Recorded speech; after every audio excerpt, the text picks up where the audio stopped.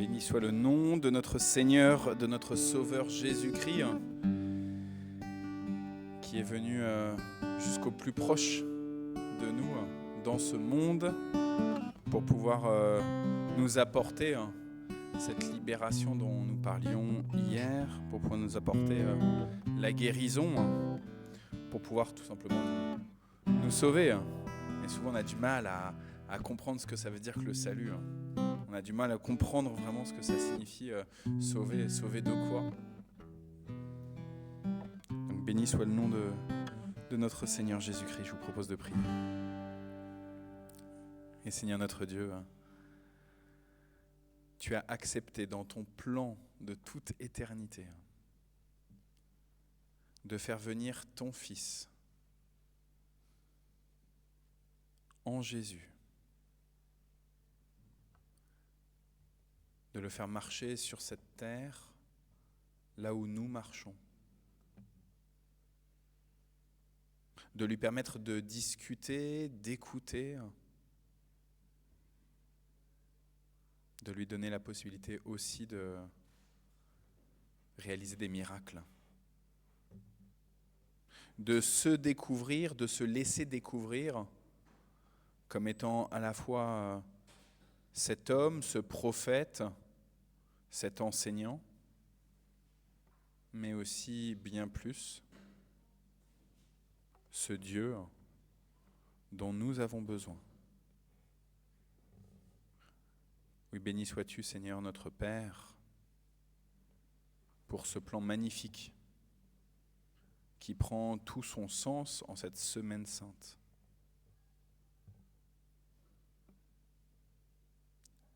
Rejoins-nous, s'il te plaît, Seigneur, en cette fin de journée, là où nous en sommes, dans ce qu'il y a de facile, dans ce qu'il y a de plus compliqué, dans ce qu'il y a de joyeux, comme dans ce qu'il y a de ténébreux. Rejoins-nous, s'il te plaît, et parle. Les servantes et les serviteurs que nous sommes se tiennent à ta disposition maintenant. Amen. Alors on va poursuivre nos lectures d'hymnes christiques centrés sur la personne de Jésus dans les lettres de Paul. Et je me rends compte que j'ai oublié d'amener le micro. Mais donc je vais amener le micro jusque peut-être à toi, Anta, et on va.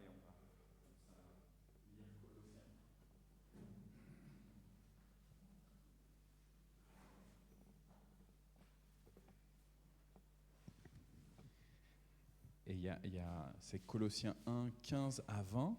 À mon avis, si on lit chacun un seul verset, et ben comme ça marche. Et comme ça, Ida, un verset, c'est faisable.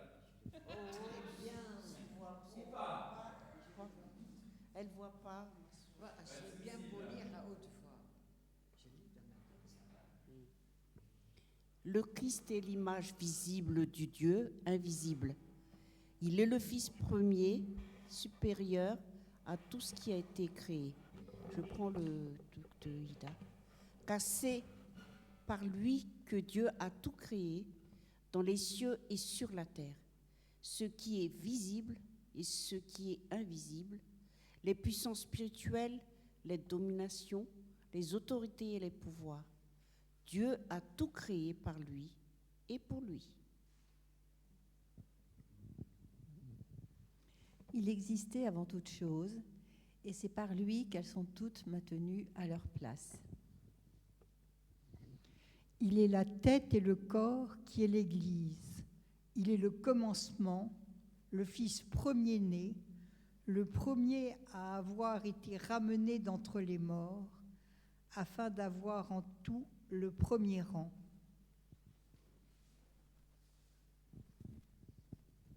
Car Dieu a décidé d'être pleinement présent en son Fils.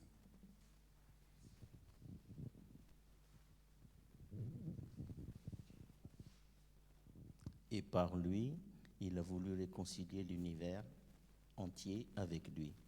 C'est par le Christ qui a versé son sang sur la croix qu'il a établi la paix pour tous sur la terre comme dans les cieux.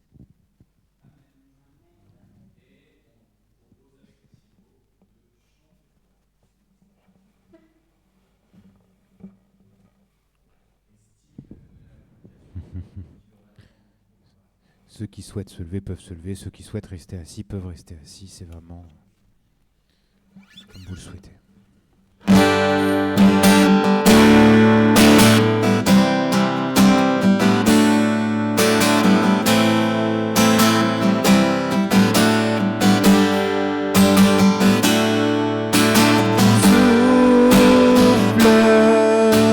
Souffle de Dieu, nous t'accueillons. Viens purifier nos cœurs. Oh, souffle de Dieu, nous t'accueillons. Viens purifier nos cœurs.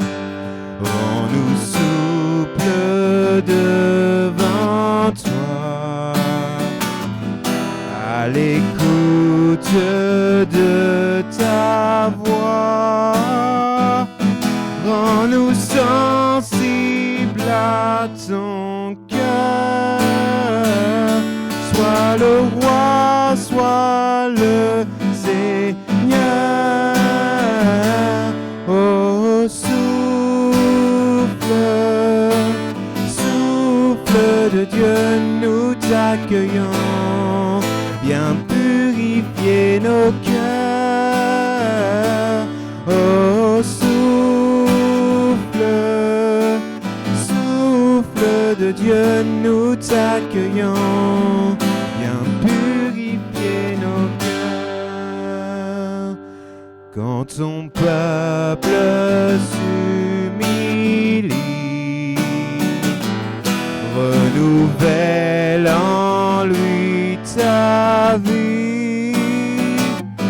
Chasse l'orgueil et la crainte et rends ton Église sainte.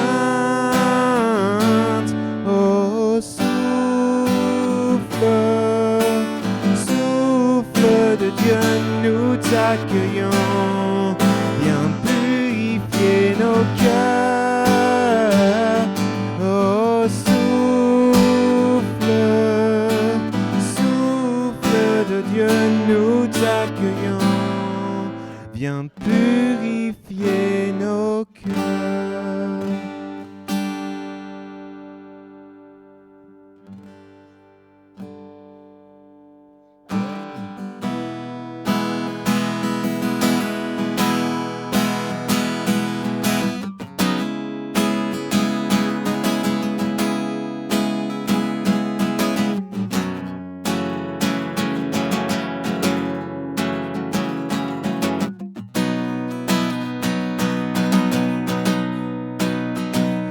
Qui est ce roi qui peut laver mes pieds? Qui est ce sauveur devenu comme l'un de nous? Qui est ce berger dont la voix est si remplie d'amour? Qui est cet ami proche qui essuie mes larmes? Qui est ce roi qui peut laver mes pieds? Qui est ce sauveur devenu comme l'un de nous? Qui est ce berger dont la voix est si remplie d'amour? Qui est cet ami proche qui essuie mes larmes? Tu es digne de toute la gloire. Tu mérites toutes les louanges. Tu es digne de tout l'honneur. Jésus, Fils de Dieu, tu es digne de toute la gloire. Tu mérites toutes les louanges. Tu es digne de tout l'honneur. Jésus, Fils de Dieu. Dieu.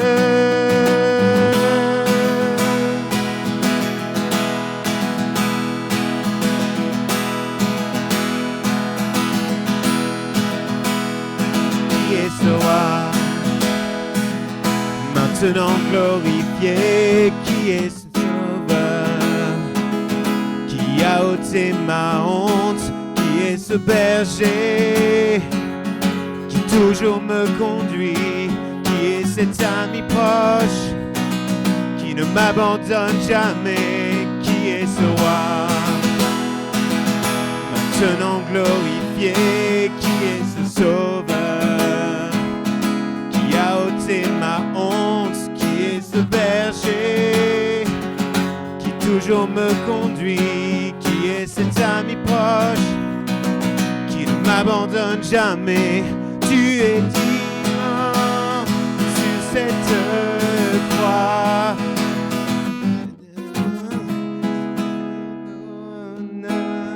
Tu es digne de l'honneur, Jésus, Fils de Dieu. Tu es digne de toute la gloire. Tu mérites toutes les louanges. Tu es digne de tout l'honneur, Jésus, Fils de Dieu.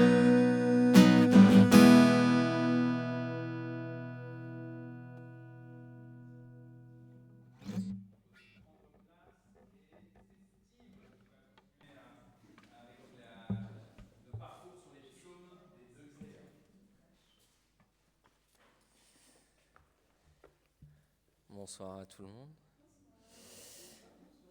Alors ce soir, nous allons, puisque c'est la thématique de la Semaine Sainte, aborder le psaume 132. Et donc, je vous propose de le lire. Donc, Cantique des montées. Éternel, souviens-toi de David, de toutes ses peines. Il fit ce serment à l'Éternel, ce vœu au puissant de Jacob. Je n'entrerai pas dans la tente où j'habite, je ne monterai pas sur le lit où je couche, je ne donnerai ni sommeil à mes yeux, ni assoupissement à mes paupières, jusqu'à ce que j'ai trouvé un lieu pour l'Éternel, une demeure pour le puissant de Jacob. Voici que nous en avons entendu parler à Ephrata, nous l'avons trouvé dans la campagne de Yahar. Allons à sa demeure, prosternons-nous devant son marchepied. Lève-toi, Éternel, viens à ton lieu de repos, toi et ton arche imposante. Que tes sacrificateurs soient revêtus de justice et que tes fidèles poussent des cris de joie. À cause de David, ton serviteur, ne repousse pas ton Messie. L'Éternel a fait serment à David, en vérité, il n'y reviendra pas. C'est un de tes descendants que je mettrai sur ton trône. Si tes fils observent mon alliance et mes préceptes que je leur enseigne, leurs fils aussi pour toujours siégeront sur ton trône. Oui, l'Éternel a choisi Sion, il l'a désiré pour son habitation. C'est mon lieu de repos à toujours, j'y habiterai car je l'ai désiré. Je comblerai de bénédictions ses ressources, je rassasierai de pain ses pauvres, je revêtirai de salut ses sacrificateurs et ses fidèles pousseront des cris de joie. Là, j'élèverai la puissance de David, je préparerai un successeur à mon Messie, je revêtirai de honte ses ennemis, et sur lui brillera son diadème. Amen. Alors avant de partager, je vous invite à la prière. Seigneur Jésus, merci pour ce temps, merci pour cette semaine qui nous prépare à Pâques, et merci parce que, peu importe que ces textes et parfois 3000 ans, tu as toujours quelque chose à nous dire et tu nous interpelles toujours. Inspire-nous dans ce que nous allons recevoir de ce texte et nous à nous laisser encourager, témoigner, fortifier, renouveler par toi. Amen. Amen. Alors ce psaume, donc un cantique des montées, c'est les cantiques chantés par les pèlerins qui montaient à Jérusalem pour les fêtes, donc les fêtes de printemps, Pâques, qui était suivi de la semaine des pains sans levain, et puis Pentecôte, et puis au début de l'automne, il y avait la Rosh Hashanah, le début de l'année, et puis Kippour, le jour du pardon, et enfin la semaine de Sukkot, la fête des tentes, qui rappelait le passage dans les tentes au désert. Ce psaume-là, lui, il fait référence à un épisode particulier, ce qui nous est raconté dans le 2e livre de Samuel, au chapitre 7. C'est le moment où David a enfin réussi à asseoir son autorité sur tout Israël, parce que David, il a d'abord été roi à la mort de Saül 7 ans sur la tribu de Juda uniquement, puis après, pendant 33 ans, il a régné sur l'ensemble d'Israël, donc pour un règne de 40 ans. Et donc là, on peut dire qu'il a atteint l'objectif. Saül est mort, alors il ne voulait pas le tuer, mais de facto, celui qui en voulait à sa vie, Saül, est décédé. On a une époque aussi où le prophète Samuel est décédé. C'est Nathan maintenant qui est le principal prophète d'Israël à cette époque-là. Et David fait cette réflexion, il se dit, moi j'habite, alors dans le psaume ils disent dans ma tente, alors que dans le passage de Samuel il dit qu'il habite dans une maison faite de bois de cèdre. Mais voilà, il habite dans du dur, et l'arche de l'Éternel, qui accompagne Israël depuis la sortie d'Égypte, elle, est sous une tente encore, on pourrait dire dans la précarité. Puisque maintenant on a un État qui est stable, une capitale, il fait un vœu, et il dit qu'il ne prendra pas de repos tant qu'il n'aura pas construit une maison pour l'arche de Dieu. Le prophète Nathan lui dit « Très bien, fais selon ce que tu as résolu ». Mais dans la nuit, l'Éternel apparaît à Nathan et dit que non seulement c'est pas David qui va construire une maison pour Dieu, une maison sans habitation, mais c'est Dieu qui va construire une maison pour David. Alors, dans l'hébreu de l'époque, avoir la maison de David, ça veut dire la dynastie. Il va lui construire une dynastie qui va régner de façon éternelle. Mais en plus, c'est pas David qui construira la maison, le temple, mais ça sera son fils Salomon, puisque David est un roi guerrier qui a beaucoup répandu le sang. Et ce qui est intéressant, c'est que dans toute l'histoire d'Israël, donc il y a eu plusieurs familles qui se sont succédées au pouvoir. D'abord, il y a eu Saül, et puis après la mort de Saül, il a eu un fils qui a régné sur les 11 tribus, toutes sauf Juda, Ish-Bosheth, et au bout de 7 ans, il a été remplacé par David qui a pris toute la place. Et puis après David, il a eu donc son fils Salomon, qui comme lui a régné sur les 12 tribus, et après Salomon, à l'époque de Roboam, le royaume s'est divisé en deux. Les descendants de David régnaient sur la tribu de Juda et de Benjamin, et il y a eu un royaume d'Israël au nord qui comprenait les 10 autres tribus.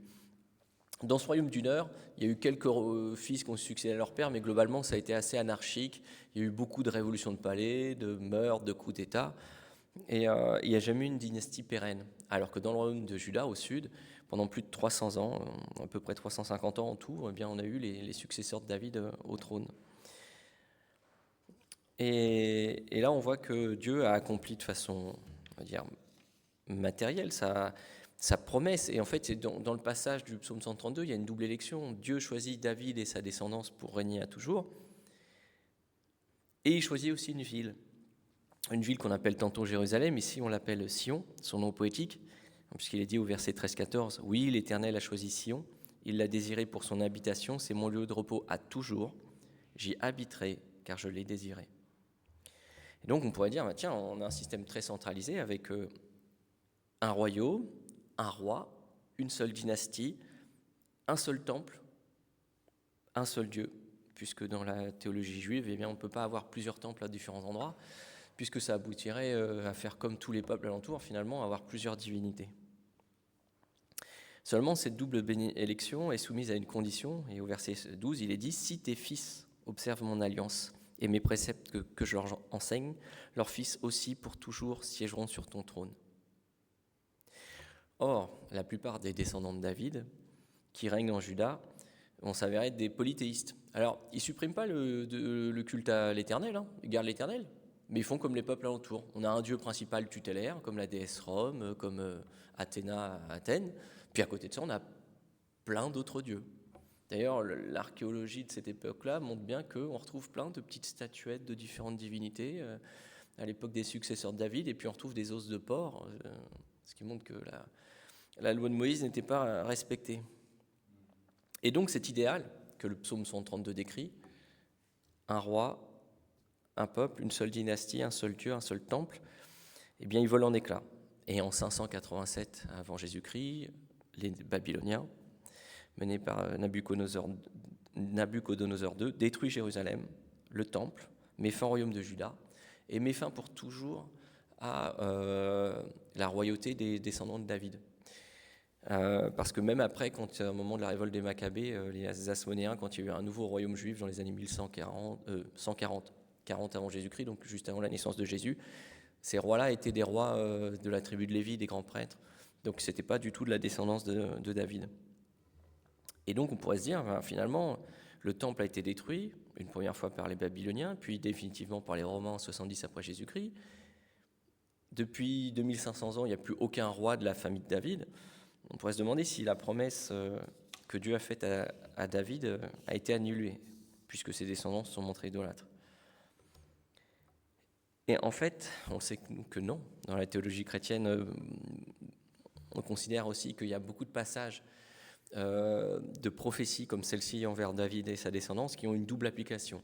Et même Jésus évoque certaines prophéties, et en même temps, d'un autre côté, on voit bien que Jésus, lors de sa première venue, n'accomplit pas des prophéties qui relèveraient d'un royaume terrestre matériel du Messie. Et donc certaines prophéties ont une application partielle dans les temps que nous connaissons, que ça soit il y a 2000 ans ou maintenant, et puis une application pleine et entière au temps de la fin, au temps de la venue du Messie. Jésus, descendant de David dans les généalogies des évangiles, est déjà roi. Et on pourrait se dire, où est ton royaume, quoi ? Enfin, si t'es roi, pourquoi tous ces malheurs, toutes ces tristesses ? Pourquoi une telle opposition envers Dieu ? Et c'est là où Jésus introduit un premier déplacement, c'est qu'il est à la fois l'héritier de David, mais c'est aussi celui qui accomplit les prophéties en déplaçant la royauté. Et elle n'est plus un royaume terrestre. À chaque fois que les foules ont voulu le couronner roi, il se met à l'écart. Son objectif n'est nullement de s'inquiéter de constituer une entité ayant une armée, une puissance militaire, une puissance politique. Alors, des fois, on fait de Jésus un communiste avant l'heure, et on dit, voilà, tout ce qui serait vu du côté de la force et autres serait mauvais. D'un autre côté, Jésus, il n'a pas de problème avec l'argent. Il n'adore pas l'argent, c'est pas son but, mais pour lui, c'est pas un péché non plus l'argent. Quand il faut payer un impôt, il fait surgir une pièce de monnaie de la bouche d'un poisson. Donc pour lui, l'argent n'est ni sale, ni l'objectif en soi. C'est juste un moyen. Ça, la renommée, le fait que les foules l'écoutent, n'est pas non plus un objectif en soi, pour lui. Son charisme n'est pas non plus son objectif. Son idée, c'est pas de remplir le Stade de France, c'est pas d'avoir le prix Nobel de la paix ou de faire la couverture du Time comme étant la personnalité de l'année. Ce dont il veut être riche, lui, c'est des femmes et des hommes qui constituent son corps, le corps de Christ. Et pour les acquérir, il a payé le prix fort. Il l'a payé de sa vie, il les a rachetés au prix de son propre sang. Le deuxième déplacement que Jésus opère par rapport à notre psaume 132, c'est l'idée du temple. Parce que depuis 1950 ans à peu près, il n'y a plus de temple à Jérusalem. Et pourtant, le culte de Dieu ne cesse pas, puisque le culte de l'Éternel est partout où est le corps de Christ. Et le corps de Christ, ce sont ses disciples. Donc le culte de l'Éternel, il est partout là où il y a les disciples de Christ. Et maintenant, c'est bien gentil, mais là, on est dans les grandes idées. Mais pour nous, aujourd'hui, les questions qu'on peut se poser, c'est est-ce qu'on participe du royaume de Christ ? Est-ce qu'on fait rayonner son nom ? Est-ce qu'on fait de notre être, corps, âme et esprit, le temple de Christ ou le temple du Saint-Esprit, comme dit la Bible ? La question elle est à la fois simple et à la fois complexe. Elle est simple parce que spontanément, on a envie de répondre oui. Enfin, quand on prend conscience de l'amour de Dieu pour nous, de son don à la croix et du fait qu'il ait tout sacrifié pour nous, bien sûr, on a envie de dire oui, je veux être membre du royaume de Christ, je veux servir sa cause et je veux faire de mon être le temple du Saint-Esprit. Sauf que dans notre vie de tous les jours, on voit bien que nous oublions souvent nos bonnes résolutions. On peut se poser la question, mais alors si je suis Jésus jusqu'au bout, est-ce que je ne vais pas être en marge ? Est-ce que je ne vais pas avoir des positions décalées par rapport à mon environnement ? Et puis la vie nous oblige à avoir des préoccupations, le travail, la famille, le logement, en ce moment le prix du plein d'essence, etc., etc. Et nos loisirs, et tout un tas de choses. Jésus n'est pas hors sol. Ce n'est pas un philosophe qui va nous enseigner une belle morale immatérielle, irréelle. Il est conscient de nos tiraillements intérieurs. D'ailleurs, là, vu que j'avais déjà peu regardé, j'en profite de la période pour regarder un petit peu la série The Chosen, et l'intérêt, c'est que des fois, la Bible peut pas, dans un texte, on ne peut pas tout décrire. Et là, l'intérêt de cette série-là, c'est aussi de montrer les tiraillements intérieurs, les questionnements, et que les personnes, c'est pas toujours ou tout blanc ou tout noir, où il y a beaucoup d'intermédiaires. Jésus dit lui-même, il n'est pas candide, il dit « l'esprit est bien disposé, mais la chair est faible ». Il sait que nous sommes dans ce monde, mais il dit que nous y sommes sans être du monde. Et nous sommes de son royaume à partir du moment où nous l'avons accepté comme sauveur. Maintenant, c'est vrai qu'on ne manifeste pas toujours ses fruits. Et c'est ça notre tiraillement intérieur jusqu'à, comme il est dit dans la Bible, ce qui est parfait soit advenu. C'est pour cela que nous avons besoin de toujours nous questionner, de toujours nous remettre en cause. Christ, sa principale arme, ça a été sa croix. Il y a un passage dans le Nouveau Testament, je ne sais plus dans quel épître, où il est dit qu'il a livré publiquement en spectacle les puissances qui s'opposaient à lui par la croix. Et vis-à-vis de nous, son arme, c'est la main tendue. Mais accepter une main tendue, c'est renoncer à un orgueil qui veut qu'on ait besoin de personne, ni Dieu ni maître, qu'on puisse en sortir par soi-même. Et cette main, il nous l'attend à chaque fois qu'on se trompe de royaume à servir. Dès lors, comme au moment de notre conversion, comme au moment de notre baptême, Dieu nous tend la main et nous appelle à l'humilité, à accepter comme David le fait que ce n'est pas par nos propres efforts que nous bâtissons une maison pour Dieu, mais d'accepter que c'est lui qui a bâti une maison pour nous, un royaume éternel, où il nous dit qu'il nous a préparé une place auprès de son Père. Amen.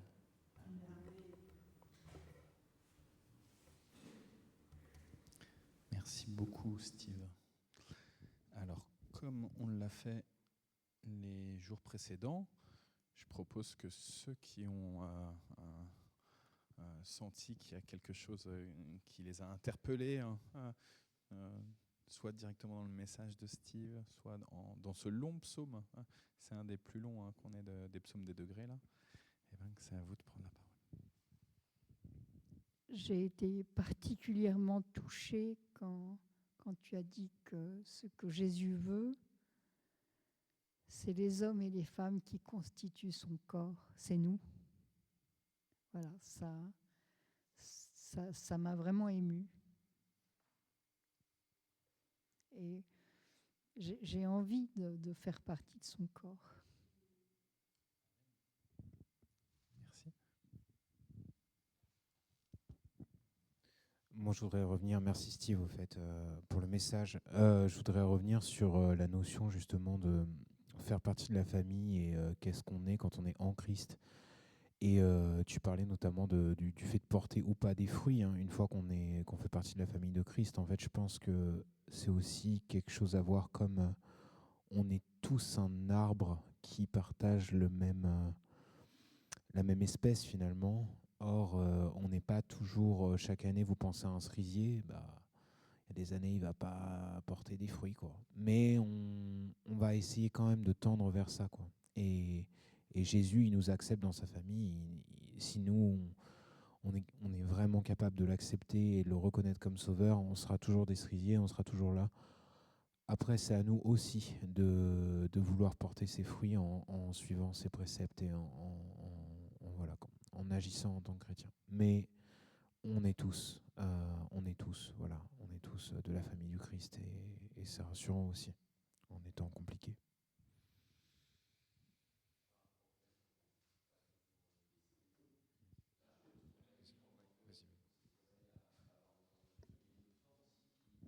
Qui consisterait à toujours vivre dans la culpabilité, parce que ça voudrait dire que le sacrifice de Christ n'est pas suffisant pour nous absoudre. Et donc, il faut accepter aussi de repartir d'une page blanche, des fois. Les saisons où les cerises étaient mauvaises, il faut accepter qu'il y aura une nouvelle saison où, sans tenir compte de la précédente, on peut de nouveau porter du fruit. Moi, qui m'a interpellée, c'est d'être le temple. C'est pas facile c'est tout ce qu'on vit autour de nous. Là maintenant, moi je regarde plus les infos. On devient vraiment, nos émotions, ça dépasse. Donc voilà, d'être le temple, faire attention à ce qu'on fait, à ce qu'on dit, ne pas de toujours honorer, de ne pas déshonorer le nom de Christ. On se dit chrétien, mais est-ce qu'on le porte bien? C'est pas facile. C'est juste de dire, dans le monde où on vit, c'est pas facile d'être le temple de Dieu, vraiment. Moi personnellement, je parle.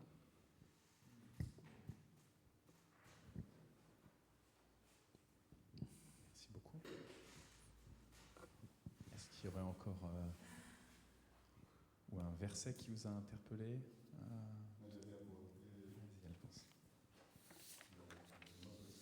Précédé, parce que vous allez aborder la même chose. Tu peux aborder dans le même sens. Un même sens, c'est le temple.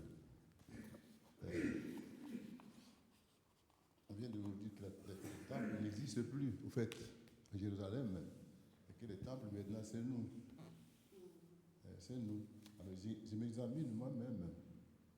Est-ce que je suis vraiment temple?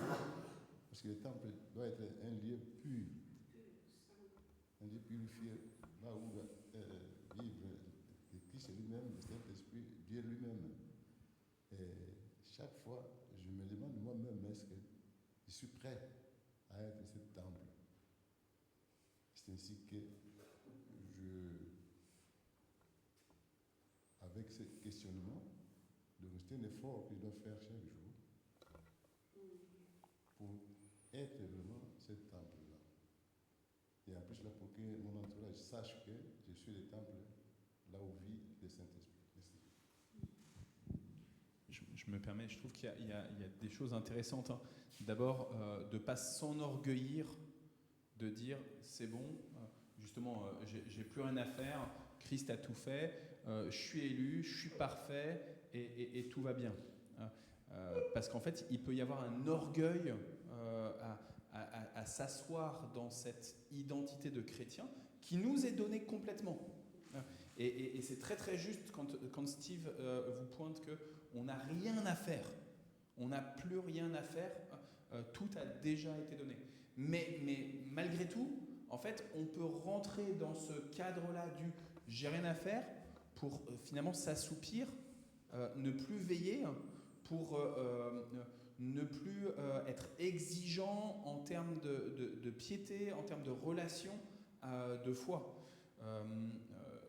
Quand j'ai des conflits avec Isabelle, eh ben, j'ai tendance à me dire « mais je suis marié avec toi, c'est bon, il n'y a pas de problème.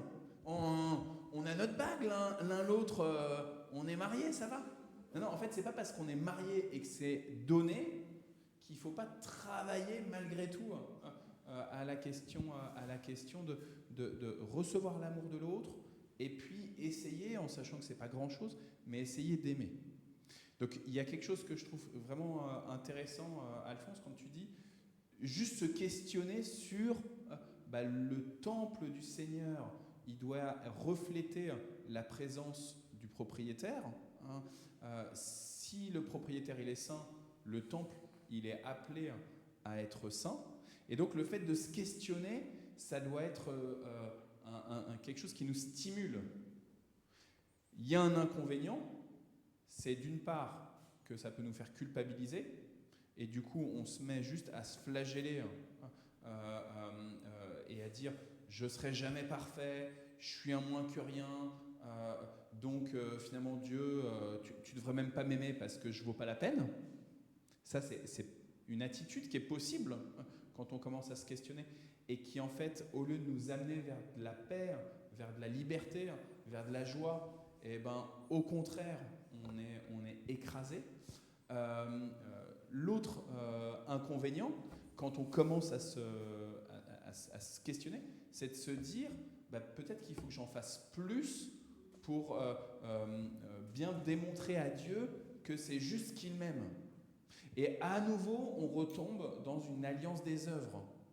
Donc, il faut absolument que par mes propres efforts, je sois un peu plus saint. Sauf qu'en fait, cette marque de sainteté, elle nous est donnée entièrement gratuitement à partir du moment où on reconnaît que justement on n'est pas saint. C'est les malades qui ont besoin d'un médecin. C'est les gens qui sont pécheurs qui ont besoin d'être sauvés. Au début là, de ce temps de culte, je vous disais, je trouve que la question du salut, ça veut dire quoi être sauvé? C'est facile d'utiliser ce terme de salut et d'être sauvé en contexte dans le langage chrétien. Mais profondément, est-ce que je comprends que j'ai besoin encore aujourd'hui et que demain j'en aurai encore besoin d'être sauvé? Que j'ai besoin que Jésus vienne et me dise « Tu fais partie de mon temple. Tu es peut-être une pierre un peu cabossée, mais j'ai décidé que cette pierre cabossée, j'en avais besoin pour la construction de cet édifice spirituel. » Et juste, je trouve qu'il y avait un truc aussi sur cette question du temple, c'est vraiment, on est ensemble le temple. Et ça veut dire que le temple, c'est pas juste Olivier ou Alphonse ou l'un ou l'autre d'entre nous, mais c'est parce qu'on est ensemble aussi qu'on est le temple du Saint-Esprit. Tu voulais encore ajouter quelque chose, Steve? Par rapport à ça, deux choses. Premièrement, c'est pour ça que la connaissance de Dieu est imparfaite chez tout humain. Mais c'est l'Église qui connaît Christ, parce qu'elle est saupoudrée sur chacun d'entre nous. Et par rapport au fait qu'on soit imparfait, il est dit dans Philippiens, l'apôtre Paul dit dans Philippiens chapitre 1, verset 6, « Je suis persuadé que celui qui a commencé en vous cette bonne œuvre la rendra parfaite pour le jour de Jésus-Christ. » Et donc il faut, je pense, être à la fois complètement conscient de nos limites et complètement conscient de la grâce de Dieu. Et que c'est un équilibre à trouver. Alors c'est vrai que Luther, il a dit pas mal de choses dans la vie de tous les jours que ses disciples ont noté. Et après, il y en a qui ont regretté parce que des propos de table parfois dit un peu à la légère. Et il disait, si tu pêches, crois d'autant plus que tu pêches. En gros, si tu es un pêcheur, il faut que tu aies encore plus de fois que tu sois pardonné. Alors, il ne faut pas non plus prendre les choses à la légère, mais il faut aussi avoir pleinement conscience de la grâce de Dieu et pas la limiter, et sans que ça nous incite à ce que disait Dietrich Bonhoeffer, la grâce à bon compte. Peu importe ce que je fais, de toute façon, il y a la grâce. Voilà.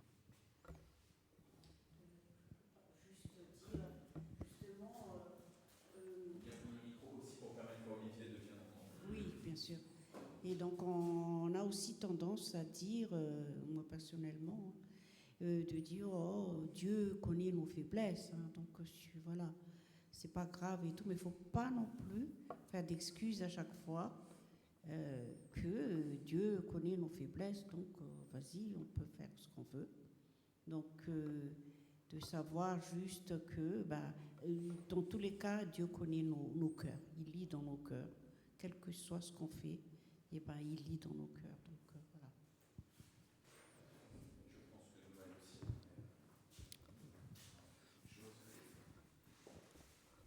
Oui, la grâce, c'est tellement extraordinaire parce que souvent, on n'est pas à la hauteur des chrétiens qu'on voudrait être. Hein. Et en même temps, quand on est devant l'Éternel, c'est le seul endroit où on peut être complètement nous-mêmes avec tous nos trous, avec toutes nos insuffisances, et avoir l'impression qu'on est quand même des chouchous chéris, qu'on est aimé complètement avec nos insuffisances. Ce qui ne veut pas dire qu'on ne fasse pas des efforts pour essayer de nous améliorer, hein, parce que c'est sûr que soyez parfaits comme votre Père Céleste est parfait, y a du chemin. Hein. Donc c'est quand même un idéal de nous améliorer. Mais on est aimé tel qu'on est, et ça c'est inouï.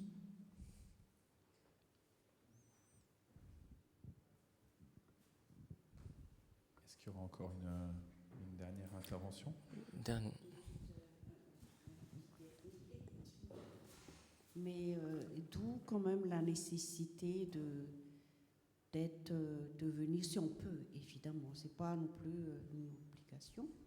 Parce que l'union fait la force. Le temple, c'est que pas que moi-même, chez moi, je vais prier, puis ça suffit. J'ai toujours besoin des frères et sœurs pour me soutenir. Rien, on a des fardeaux, tout le monde a des fardeaux. On remet, on dépose au pied de la croix, d'accord, ce que disait Anne-Marie.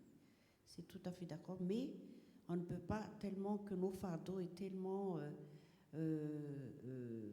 lourd aussi, que des fois ça fait du bien d'être avec les frères et sœurs. Et voilà, et puis on parle d'autres choses et on se soutient. Et c'est là le temple, c'est ça qui fait qu'on est templons les plus forts.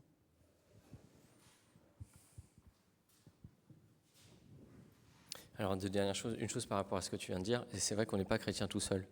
Et avec les cultes en ligne sur Internet, etc., ça peut être la tentation. Alors, c'est vrai que pendant le Covid, quand on était tous confinés chez soi, on était bien contents d'avoir ça, mais ça ne peut pas résumer toute la vie chrétienne.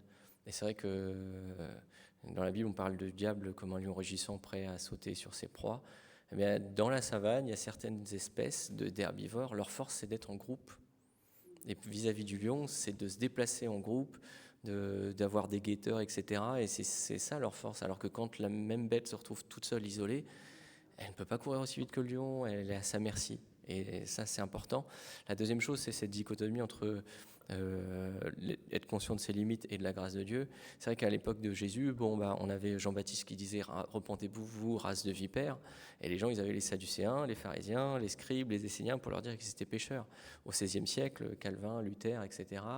étaient aussi très cash sur le péché de l'homme, mais catholiques, protestants, tout le monde était d'accord pour dire que l'homme est pécheur. Aujourd'hui, repentez-vous, race de vipères, on va vous dire qu'est-ce que c'est moralisateur, c'est passéiste, etc. C'est de l'emprise, c'est du gourou. Et en fait, je pense qu'il faut être aussi à l'écoute du Saint-Esprit pour savoir comment parler aux personnes qui ne connaissent pas Christ. En fait, c'est pas qu'il faut faire A ou B, c'est qu'il faut être à l'écoute du Saint-Esprit pour faire comme il faut faire au bon moment. Il y a des personnes qui ont besoin d'une parole de relèvement et pas une parole, on pourrait dire, de jugement. Et puis d'autres fois, je peux le dire parce qu'il l'a dit en prédication, mais le pasteur Julien Coffinet, qui a donc longtemps été pasteur à Saint-Germain-en-Laye, il a commencé ses études de théologie, il était encore athée, il était protestant, mais athée. Et à un moment, il a dit « J'ai eu une révélation de la colère de Dieu sur ma vie ». Je me souviens dans une de ses prédications qu'il l'a dit. Et ben, il n'a pas eu besoin d'un message pour le dorloter, bien douiller, il a eu besoin d'un message cash. Mais ce n'est pas le message qui a forcément besoin pour tout le monde, même si c'est une vérité. Ça peut être, pour beaucoup d'autres gens, un message d'amour, de réconfort. Et voilà. Et ça, je pense que c'est un sport qui est difficile parce qu'il faut tout le temps se remettre en cause pour être à l'écoute du Saint-Esprit. Qu'est-ce que tu veux que je dise à telle ou telle personne? Des fois, il faut savoir être des artisans de paix, puis des fois, il faut aussi faire preuve d'autorité, dire non, il y a des situations qui ne sont pas acceptables. Donc, il ne faut pas tout le temps être un va-t-en-guerre, il ne faut pas tout le temps non plus, tout le temps, au nom de la paix, s'écraser, parce que sinon, il y a des choses inadmissibles qui se passent.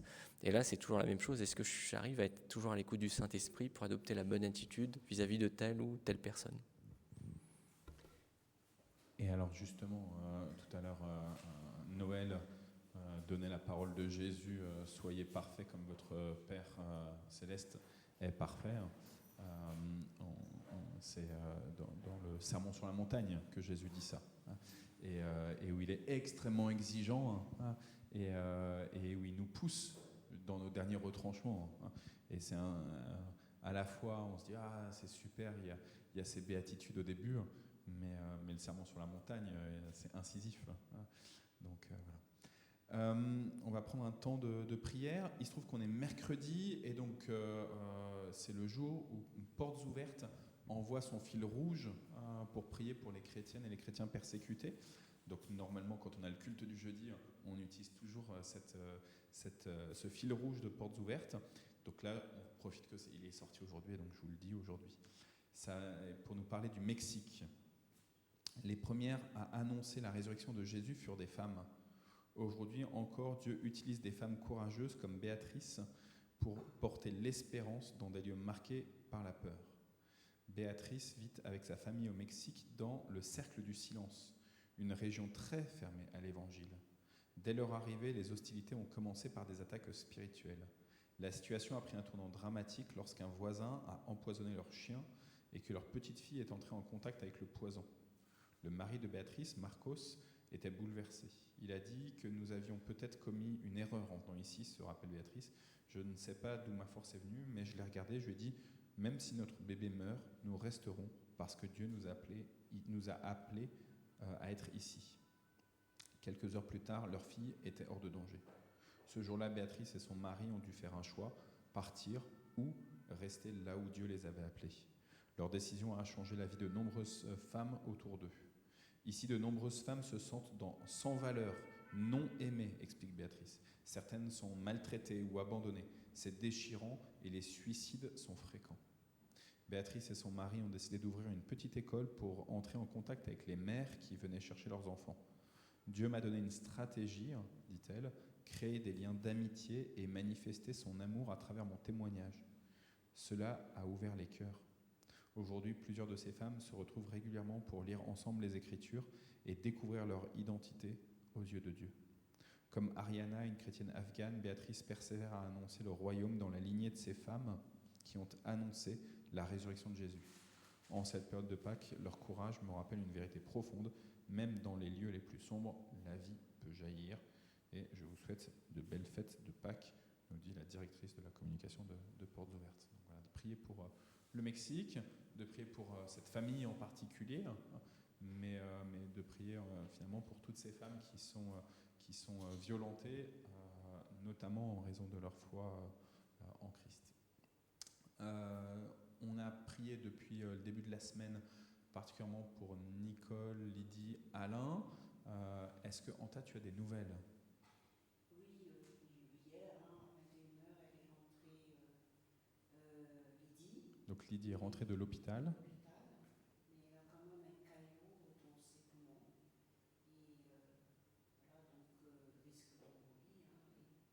Et on lui a donné des anticoagulants, mais trop. Ok. Donc elle a un traitement qui est assez fort, mais peut-être un peu trop fort.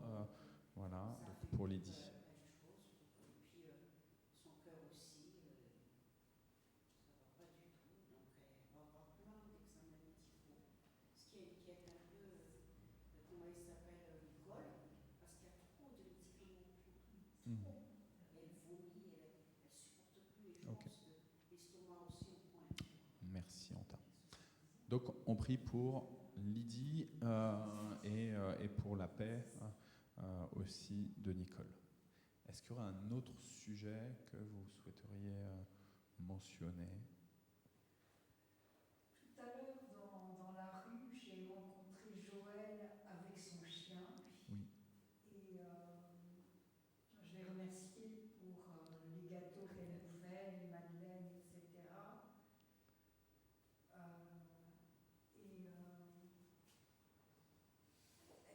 Elle m'a dit, et elle avait les larmes aux yeux, elle n'était pas loin des larmes, que les nouvelles l'affectent beaucoup. Quand elle voit ses bons, ça lui rappelle quand elle était petite et que les bons tombaient, et que ça lui faisait peur. Et donc, je voudrais qu'on prie pas seulement pour Joël, mais pour toutes ces personnes qui sont inquiètes en ce moment. Okay. Pas seulement les personnes qui reçoivent les mots, mais aussi ceux qui portent cette inquiétude. Alors on sait qu'il n'y a que le Christ qui puisse nous donner sa paix, mais justement... on prie Jésus pour qu'il inonde de paix tous ceux qui sont angoissés par l'état de la géopolitique, l'état de ces guerres. C'est des guerres et des bruits de guerre. Nous, on n'a pas la guerre directement, mais on a les bruits de guerre et on voit l'effet que ça a de délétère sur la psyché de certaines personnes, et quel que soit leur âge. Là, il se trouve que Joël est une femme plutôt âgée, mais en fait, il y a des jeunes aussi qui sont traumatisés par les nouvelles. Donc, oui, tu as raison. Elle a connu les bombes quand elle était petite. Oui. Donc, on prie pour la situation géopolitique et ses conséquences pour les pays qui sont en guerre et pour les pays où il n'y a pas la guerre directement, mais où on entend parler et ça stresse beaucoup. Thibaut, tu voulais aussi... En sujet de prière, moi j'ai un peu d'amis qui voudraient beaucoup avoir un enfant et qui n'arrivent pas à avoir un enfant, mais ça les pèse. C'est dur pour eux. Ok. Donc si on peut prier pour eux, ils s'appellent Chloé et Henrik. Donc gardez ça dans vos prières. Donc, je ne vais pas redire là le prénom au micro, mais on l'a entendu là dans la salle. Donc voilà, on prie pour ce couple-là et pour tous ceux qui vont avoir des enfants aussi, les femmes enceintes. On veut prier pour ceux qui ont perdu des enfants. Voilà. Et donc je pense qu'on peut prier notamment pour ton épouse, Thibaut. On a hâte de voir le bébé qui arrive. Moi, j'ai une élève qui veut devenir et là, on a eu un message de la mère aujourd'hui. Elle a de nouveau été internée à l'hôpital. C'est en unité psychiatrique. Tu vas devenir quoi? Donc, Qui a un traitement assez tôt et qui là, aujourd'hui, on a eu un message de la maman qui, juste pour une semaine et demie, là, est internée à l'hôpital. Enfin, en unité psychiatrique. donc prier aussi pour toutes ces tentations qui sont devant les yeux des uns et des autres et qui fait que ça vient alimenter encore des perturbations psychologiques. Et, ouais. Ok. Je vous propose qu'on prenne donc un moment de prière. Il est déjà 55, donc je vous propose qu'on prie peut-être juste dans l'intimité de notre cœur à cœur avec Dieu, qu'on n'élève pas la voix là, et au bout de 2 minutes, 3 minutes, on va dire le Notre Père. D'accord? Et après on va chanter comme ça.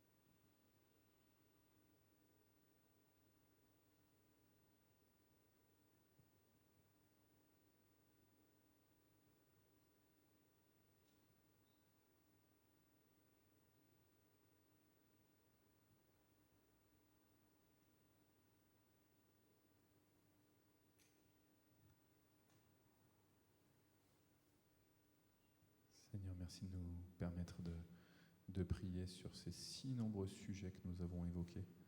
Et nous avons confiance que tu es capable de faire de l'ordinaire, mais aussi de l'extraordinaire. Donc interviens dans les vies de toutes ces personnes-là, s'il te plaît.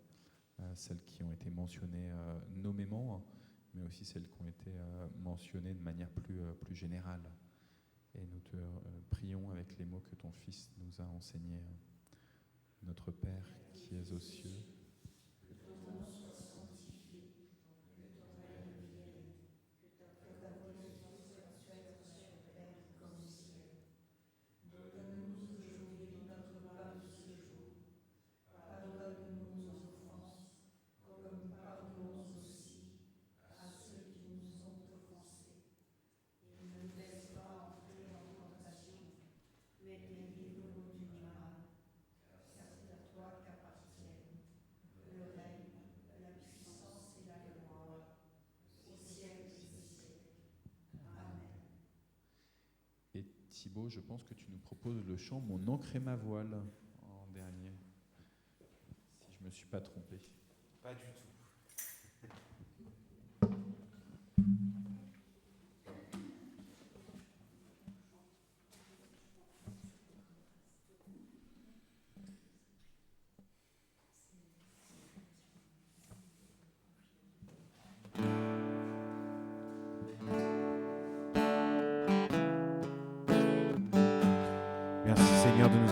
réunis ce soir. Nous sommes ton Église et merci de nous avoir réunis comme une seule et même Église. Merci de continuer à nous bénir tous les jours, nous encourager à être ton temple. Même si c'est difficile, Seigneur, on sait que tu es là pour nous guider. On sait que tu seras là tous les jours et pour toujours et qu'on peut avoir pleine confiance en toi. Il est très difficile d'avoir confiance dans les hommes, mais il est facile d'avoir confiance en toi, Seigneur.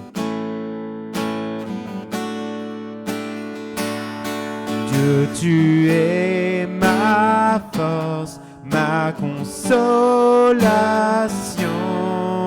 une lampe devant mes pas. Ta voix triompher de l'ouragan, remporter le combat. Tu m'offres chaque jour ton infaillible amour. Toi qui as fixé le cours des étoiles, sois mon encre, sois ma voix. Tu étends mes ailes pour toucher les cieux, protégé par ta main. Ta grâce m'appelle à lever les yeux et suivre ton chemin. Tu m'offres chaque jour ton infaillible amour. Toi qui as fixé le cours des étoiles, sois mon encre, sois ma voix. Ta miséricorde coule de la croix, ton sang m'a racheté.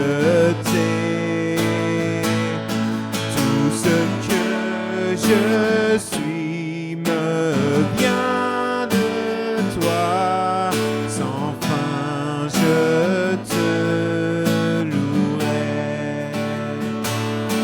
Tu m'offres chaque jour ton infaillible amour.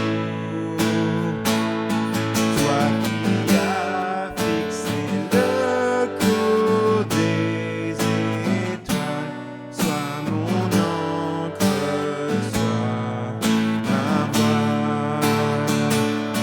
Sois mon encre, sois ma voix. Et on va recevoir la bénédiction. Lanto, est-ce que tu veux bien nous donner la bénédiction? Viens devant. Viens, viens, viens. Et si- oh, je peux pas, mais si tu peux. Tous les frères et toutes les sœurs peuvent. Tiens, elle est là, elle est indiquée là. En rouge.